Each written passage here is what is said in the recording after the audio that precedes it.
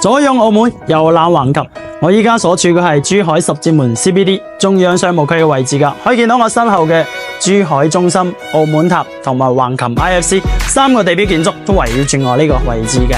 今期帶大家一齊睇下珠海一線嘅海景樓，去片睇睇。依家我係嚟到小區嘅空中花園呢度㗎，一齊感受下社區嘅環境。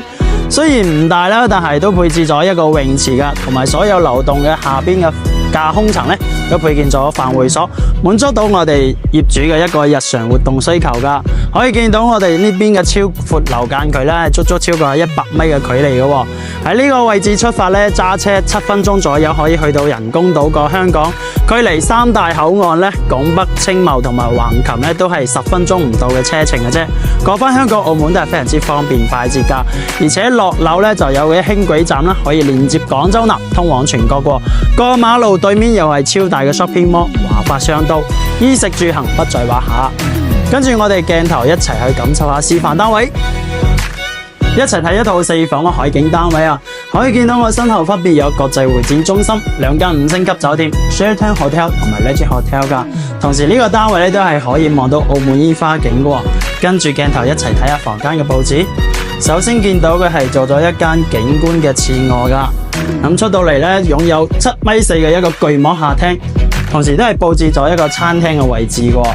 經過呢條走廊啦，可以見到我哋呢邊擁有足足300幾尺嘅一個景觀套房噶，衣帽間獨立套廁都係呢個主臥嘅佈置。咁跟住出到嚟咧，斜對面係佈置咗一間乾濕分離嘅工位，挨住就係第3個房間啦。咁經過呢條走廊咧，可以見到我哋做咗一個嵌入式嘅衣櫃，都係交樓標準嚟噶。